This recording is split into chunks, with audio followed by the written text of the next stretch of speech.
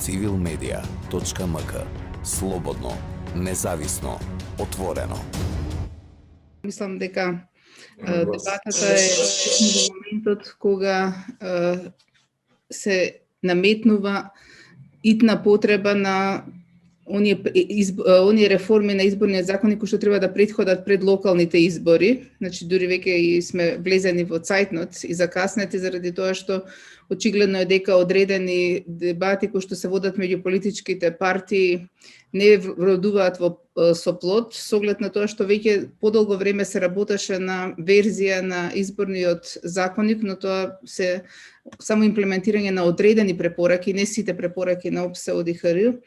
препораки кои што беа поврзани со локалните избори пред се. Мислам дека доколку нема согласност во моментот за други политички прашања кои што се отвараат и се ставаат на маса, а тоа е изборниот модел, тоа е отворени листи и слично, мислам дека не треба да се губи време, туку собранието треба да пристапи кон усвојување на измените кои што се однесуваат на делумно имплементирање на препораките на ОПСЕ. Во секој случај, мислам дека ова пак не треба да биде пречка на отварање на процес за целосно менување на нов изборен законник. Ако ги гледате сите извештаи на ОПСЕ ОДИХР во изминатите години, значи не овие избори, предходните, значи веќе десетина години, една од препораките која што оди како прва приоритетна препорака е тоа дека изборниот законник треба меѓусебно да се усогласи во самите одредби, бидејќи има конфликтни одредби, но исто така треба, сега веќе се среќава и формулацијата дека треба да има усогласување и со одредени стандарди кои што се дадени во меѓународните документи. Кога ги анализираме извештаите на ОПСЕ ОДИХР, гледаме дека всушност проблемот во обезбедувањето на што е можно подобра атмосфера за спроведување на изборите го лоцираат во два сегменти. Едниот сегмент е сегментот на правната рамка, другиот сегмент е сегментот на праксата. И сега ако погледнете, пред сите избори се работи на измена на изборниот законник, но мислам дека веќе изборниот законник сам по себе не трпи толку измени, не е читлив веќе, текстот е хаотичен и затоа е подобро да се отиде кон нов изборен законник. Клучните пунктови на кои што мислам дека треба да се обрне внимание во делот на измените, односно во носењето на нов изборен законник, треба да значи пред се она што би требало да биде прочистување целосно на избирачкиот список во смисла на негово постојано апдейтирање до денот на изборите. Понатаму особено значаен е сегментот на правните аспекти по завршувањето на изборите, но и во процесот на избори, а тоа е постапката за обезбедување на ефикасни правни лекови. Ако вие како граѓани пред се, бидејќи политичките партии и кандидатите се заштитени со изборниот законник, нивните процедури за обезбедување на правна заштита се соодветни и ОПСЕ нема тука забелешки. Забелешките се главно дека граѓаните како учесници во изборниот процес, значи како гласачи, немаат ефикасен правен лек за заштита на избирачкото право, бидејќи сите ние сме чувари на чистотата на изборниот процес или на регуларноста на изборниот процес. За чисти избори не се заинтересирани и не треба да бидат заинтересирани само политичките партии или само учесниците во изборните кампањи. Туку секој граѓанин кој што треба да има право доколку забележи нерегуларност да даде приговор, односно да може да реагира до надлежните државни органи. Мене тука ме изненадува што некои институции, како што е Државната изборна комисија, не е промотор на оваа идеја да едноставно се обезбедат ефикасни правни лекови. Туку напротив, дури гледам понекогаш во одредени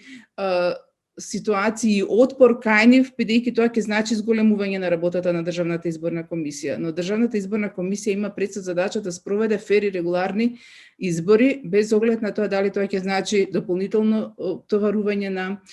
нивната работа или не. Понатаму, она што значи регулирање на прашањата за целосна контрола на финансирањето на изборните кампањи. Кај нас, за среќа, праксата која што ја има Државната комисија за спречување на корупција, која што на некој начин се наметна како звезда во борбата со корупцијата во земјава, некако ги покрива и слабите одредби кои што има, благодарејќи ние на одредбите кои што се содржани во нивниот закон за спречување на корупција, така што мислам дека е апсолутно соодветна препораката на ОПСЕ ОДИХР дека треба да се обезбедат соодветни кадровски и финансиски ресурси на Државната комисија за спречување на корупција за мониторирање на финансирањето на изборната кампања во текот на сите избори. Она што на некој начин мислам дека е соодветна препорака и која што треба сериозно да се земе во предвид кога ќе се отвори процесот за носење на нов изборен законник, а тоа е постапката за избор на членови на Државната изборна комисија. ОПСЕ препорачува и мислам дека политичките партии треба да ги надминат сопствените лични интереси и да ги отворат вратите за избор на лица со личен и професионален интегритет во Државната изборна комисија. Препораката за транспарентна постапка за номинирање на членови на ДИК, мислам дека е препорака која што е редно да се спроведе и мислам дека кај нас веќе имаме еден добар модел во постапката на избор на членови на Државната комисија за спречување на корупција. Постапка која што беше спроведена многу транспарентно, постапка која што беше пофалена и на нејза се укажува како на модел за избор на слични комисии во регионот од страна на меѓународната заедница и постапка за која што видовме дека даде резултати. Значи, она што сега честопати на сите политички партии им создава главоболка, Државната комисија за спречување на корупција е добар модел да се преслика и во Државната изборна комисија во смисла на избор на членови кои што ќе значат луѓе со сопствен и професионален интегритет и знаење и посветеност на фер изборен процес. Но исто така, она што мислам дека не треба да го пренебрегнеме, а што ОПСЕ со право го забележува, е тоа дека ние често пати имаме проблеми со праксата. Значи, не се проблемите само во законот, туку и во праксата, и тоа пред се во делот на избирачки список повеќе е проблем праксата во смисла да немаме стандардизација на адресните податоци, користењето на регистарот на граѓани, значи тие работи треба да се искористат во пракса целосно, да се поврзат регистрите. Исто така, она што е сериозна забелешка е дека често пати има формалистички пристап кон разгледување на приговорите, тоа значи дека приговорите кои што ги испраќаат дури и учесниците на изборите кои што имаат право да ги поднесуваат не добиваат соодветен третман, тоа е прашање на пракса. Интересно е што во делот на медиумите една од клучните забелешки која што ја има ОПСЕ се однесува на работата на прво реформата која што треба да се спроведе во јавниот радиодифузен сервис, а потоа интересно едно укажување кое што покажува дека АВМ не секогаш се однесува соодветно на задачата која што ја има и во последниот извештај укажуваат дека имаме ситуации во кои што за одредени прекршувања се санкционирани АЛСАТ и Шења, а на пример АВМ одлучил да не ја санкционира ТВ Алфа. Значи, различното постапување спрема